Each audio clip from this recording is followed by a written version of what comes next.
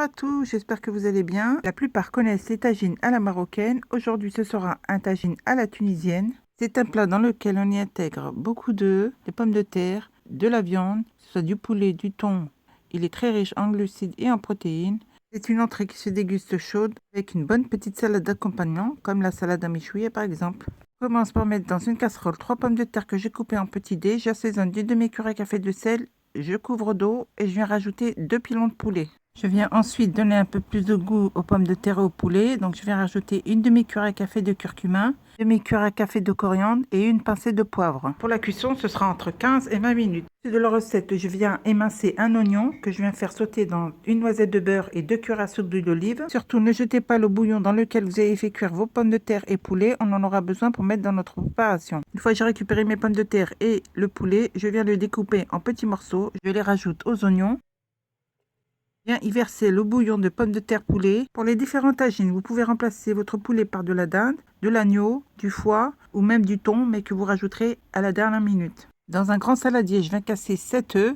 J'ajoute un petit peu de thym et quelques brindilles de ciboulette. J'incorpore les pommes de terre et la préparation de bouillon de poulet. Les ingrédients et la proportion, vous les retrouverez en description en bas de cette vidéo. Si vous souhaitez découvrir d'autres diverses recettes de tagine, je vous invite à vous rendre sur ma page YouTube ou les réseaux sociaux, les recettes de Saba. Et pour terminer mon tagine, je finis par y incorporer 40 g d'emmental râpé. Vous pouvez le remplacer par de la mozzarella, de la vache qui rit ou un fromage de votre choix. Pour que nos tagines prennent un petit peu de volume, on va y rajouter un demi-sachet de levure chimique. Je mélange un petit peu et je viens verser ma préparation dans un moule assez profond, sur lequel j'ai mis du papier sulfurisé, préchauffer mon four quelques minutes avant. Et avant d'enfourner, par gourmandise, on va rajouter quelques petits dés de fromage frais. Ça, c'est de la feta. Je viens les déposer et garnir le dessus de mon tagine. C'est un plat qui ne demande pas beaucoup de cuisson, donc on va enfourner à 180 degrés pendant 25 à 30 minutes. Les 30 minutes se sont écoulées. Je sors mon tagine du four encore chaud, je le découpe.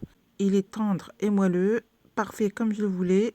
On voit bien les pommes de terre et le poulet. En général, on l'accompagne avec bonne petite salade tunisienne, comme la salade à michouïa par exemple. Je vous mettrai, pour ceux qui le souhaitent, le lien en bas de cette vidéo. Pour ma part, pour changer un petit peu, je l'accompagnerai avec quelques petites tomates confites. Les amis, si vous avez aimé, partagez. Je vous dis à très bientôt pour d'autres recettes.